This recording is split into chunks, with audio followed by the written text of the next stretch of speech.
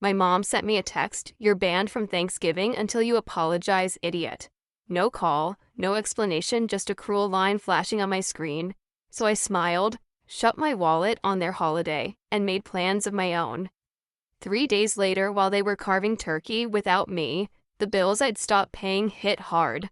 My phone lit up, 87 missed calls, and that was just the start. Before I tell you everything, hit like and drop a comment telling me where you're watching from. Have you ever been treated like the outsider in your own family? When people talk about family, they picture warmth, laughter, a place you can come home to no matter what. My family, it was different. On the outside, we looked fine. Holiday photos with matching sweaters posed smiles around the table. Dad carving the turkey while Mom held the serving spoon like it was her crown. But under the smiles was a current I couldn't ignore. Favoritism, manipulation, and silence. Whenever I asked for the smallest bit of respect. I'm Madison Cole. I'm 27. The quiet one. The one who kept the bills balanced and the lights on even when nobody noticed. I wasn't rich, not flashy, but I had something no one else in my family had: discipline. I could make a late bill disappear before the power company even thought about cutting the line. When Dad had surgery last year, insurance only covered so much. I stepped in, paid what wasn't covered, and after that, it was like a switch flipped. Suddenly I wasn't a daughter, I was a safety net. The family phone plan, on me, the internet, on me, a temporary copay, on me. Month after month, they leaned harder, and I just kept saying yes because I thought that's what love was. Meanwhile, my cousin Dylan, the so-called star of the family, always had a different story. He was the golden boy, the one who could do no wrong. Every time he bragged about a new sales bonus or another night out, it was me quietly paying off the electric bill they forgot again. Every time he posted his perfect dinners online, I was covering groceries my parents didn't want to admit they couldn't afford. Mom bragged about Dylan's success like it was her own, while I was just the budget cop, the one who made things complicated. There were moments I let myself believe things would change, like when Mom baked her apple pie and the smell filled the whole house, or when Dad fell asleep in front of the TV with the football game buzzing low. I'd glance at the old family photo on the mantle, me in braces, Dylan grinning without a care, and wonder if maybe someday we'd sit at the same table without me being the punchline. But deep down, I knew better. The favoritism wasn't an accident. It was a pattern. Every time Dylan needed money, I was expected to provide. Every time I spoke up, I was told to relax, stop making drama. That was my role, unseen, unheard, and yet always paying the price. And when Mom's text came banning me from Thanksgiving, it didn't come out of nowhere. It was the final nail in a coffin they'd been building for years. The first crack showed up in the group chat. It was supposed to be the Thanksgiving head count. Names scrolled down the screen like a guest list to a party I'd helped fund, and mine wasn't there. I stared at the screen waiting for my name to appear, then finally typed, "Did you forget me?" The dots pulsed for a few seconds before Dylan replied, "Limited seating. Try Christmas if you behave." The words made my stomach drop, not because of what he said, but because nobody else objected. Mom didn't correct him. Dad didn't say a word. Aunts and uncles stayed silent like silence was permission. I called Mom. The sound of clinking dishes and laughter spilled through the speaker like the party had already started without me. "You're not invited until you apologize to Dylan for ruining his promotion dinner," she said flat, like she was reading a rule book. "By ruining, you mean asking why he keeps borrowing rent while he's bragging about his sales checks," I shot back. In the background, Uncle Ray's voice cut in, mocking. "There she goes again, budget cop." Everyone laughed. Everyone but me. I felt heat crawl up my chest. "You want drama? Then stop using my debit card on autopay," I said, steady but sharp. The line went quiet for a moment. A door slammed somewhere on their end like they thought I was bluffing. Then the call dropped. 10 minutes later, Aunt Patrice texted, "Don't make this about money. Family comes first." Then she posted a gratitude photo without me, long table candles glowing, everyone tagged but me. On Thanksgiving Day, my feed filled with plates of turkey and pie captioned "Best family ever." My phone buzzed again, a message from Mom. "We saved you a plate porch pickup." Like I was a delivery driver, not her daughter. I drove by later. The foil-wrapped plate sat on the porch. A neighbor's cat sniffed it, pawed the corner. I left it there on purpose. Black Friday morning, I tried to make the day normal. I went to the bakery for coffee and a bagel. Aunt Patrice happened to be there, waving me forward like I was a problem to manage. She told the cashier, "She's sensitive about success. Keep the small talk short." The cashier's smile dropped. The woman behind me muttered, "Ouch." And suddenly, the whole shop felt colder. I walked out without my bagel, sat in my car until the heater cleared the fog off the windshield. That afternoon, Dylan called like nothing had happened. "Front me $600 for my girlfriend's gift. I'll Venmo Friday," he said. Then added, "And we'd all feel better if you just said sorry and stopped being difficult." I didn't answer. He filled the silence with, "Family takes care of each other." But sitting in my car, I finally saw it for what it was. Family didn't take care of each other. I took care of them. And the more I gave, the more invisible I became. That was the moment I realized this wasn't a misunderstanding. This was the plan. By Saturday, the noise inside me had turned into a decision. I sat at my kitchen table, phone buzzing with messages I didn't read, and opened my notes app. Line by line, I started writing it all down. Dates, amounts, reasons. Tires for Dad's truck. Meds after his surgery. The family phone plan no one else wanted to manage. The internet bill that kept somehow getting paid. Groceries, co-pays, surprise deposits before banks closed. As I scrolled through months of transactions, my chest ached. None of it was one time, even when they swore it would be. Every just until next month became permanent. Every emergency became my responsibility. My yes had become the floor they walked on. I typed a line at the top, "What they don't know is about to save me." The next morning, I met Grace, my mentor, from work at a quiet cafe. Wooden chairs creaked, sunlight striped the table. I slid a cheap binder across to her filled with printed receipts and screenshots. She flipped through it, page after page. Her face stayed calm until she reached the totals. Then she sucked in a slow breath. "You've been a safety net, not a daughter," she said softly. "Time to cut the net." "Walk me through it," I told her. So she did. Step by step, she showed me how to revoke auto-pay transfer accounts, protect myself legally. None of it dramatic, all of it clean, simple once I decided I was done. On my way home, I opened the banking app and moved through the checklist, like stepping stones across a river. Revoke mortgage auto-pay, remove my card from the electric company, port the phone plan to a prepaid account in my name only. The bills that weren't mine slid back to where they belonged. By Sunday night, Dylan posted a story, his table full of leftovers, captioned, "Real loyalty isn't about money." The comments were full of clapping hands. I muted him. My screen went quiet for the first time in years.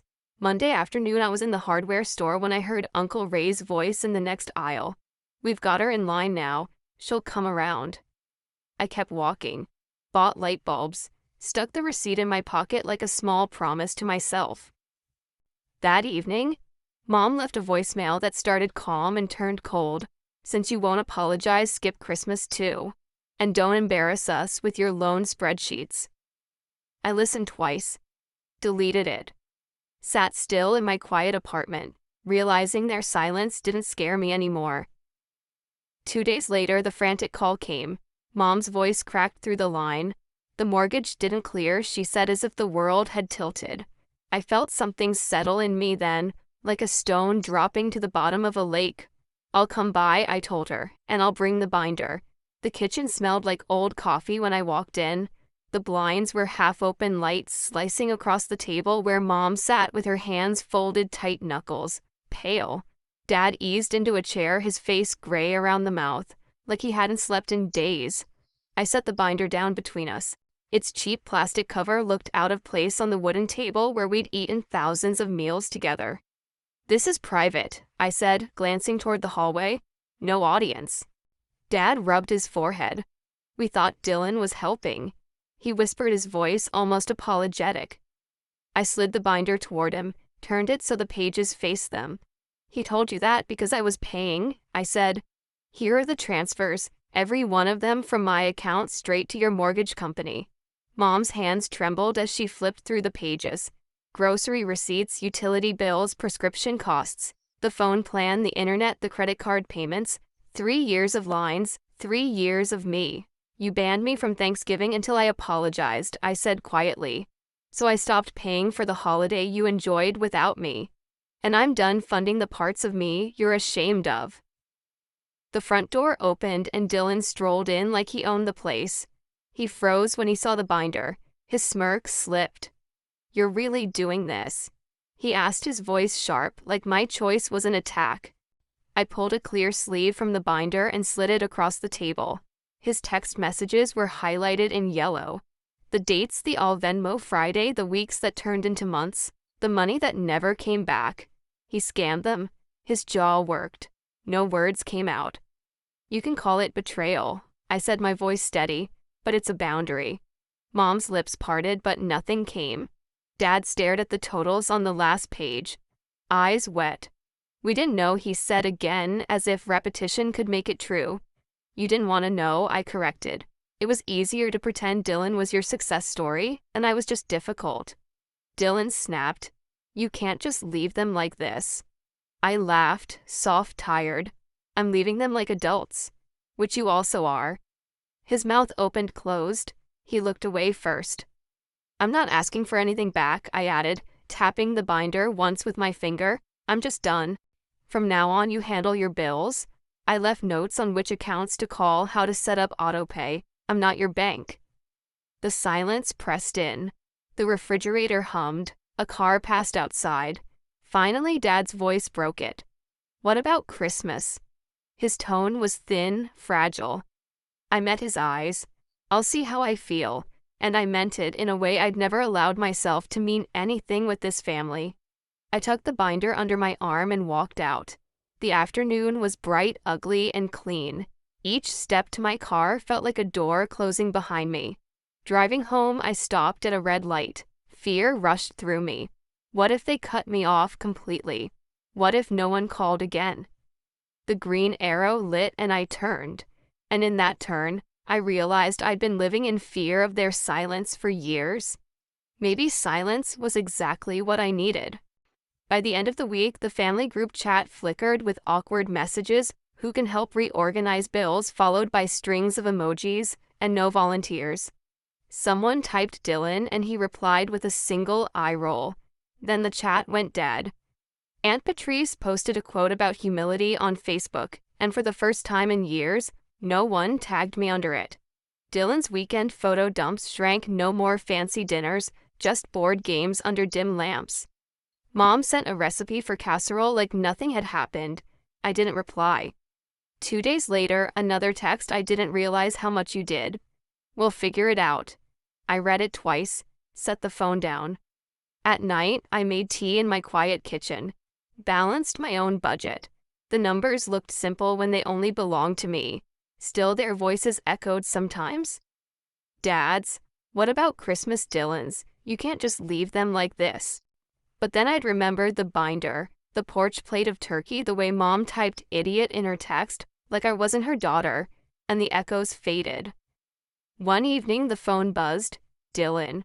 I didn't know. "I'm sorry." I stood under a streetlight reading it twice. I didn't reply. Not yet. Because this wasn't about one apology. It was about years of being invisible until my money showed up. At the bakery, a week later, the same cashier looked up and smiled this time. "What can I get you?" she asked. "Everything bagel, toasted cream cheese," I said, just like anyone else ordering breakfast on a regular day. I stepped outside, bit into the warm bagel, and for the first time in a long time, it tasted like something simple that didn't owe me anything. And that was the real showdown. Not at the kitchen table, not in the binder, but in the quiet proof that I could walk away and still be whole. The weeks after felt strange, like walking into a room that had always been loud and finding it finally quiet. For the first time, my paycheck was mine. I paid my rent, my car insurance, stocked my fridge, and still had enough to breathe. The absence of their requests felt like a new kind of air. Dad called one afternoon, his voice softer than I'd ever heard it. "We set up the autopay," he said. Then after a pause, "I'm sorry for making you feel like a purse." The words were raw, unpracticed. They didn't fix everything, but they mattered. Mom tried in smaller ways. She invited me to dinner without conditions. No holidays, no obligations. Just pasta at the kitchen table. She didn't apologize outright, but she didn't need to. The hug at the door lasted a second longer than usual, and that silence said more than words. Dylan stayed quiet. Maybe his silence was the most honest thing he'd ever given me. I kept the binder on my shelf not as a threat, but as a reminder. A memory of what I survived and what I chose instead. I don't know what next Thanksgiving will look like. Maybe I'll be at the table, maybe I'll take a trip and drink cocoa out of a paper cup. What I do know is I won't be buying my seat with silence or with money. For once, their silence didn't hurt me. It freed me. Family isn't measured in how much you pay to keep your place at the table. Real love doesn't demand a silence or sacrifice. It respects boundaries, even when they hurt. I spent years thinking my worth was tied to receipts and autopay. But the truth is simpler. I'm not their bank. I'm their daughter. And I get to decide what that means. If this story hit close to home, tell me in the comments, have you ever had to draw a line with family? Your voice matters here. And don't forget to like and subscribe so you won't miss the next story.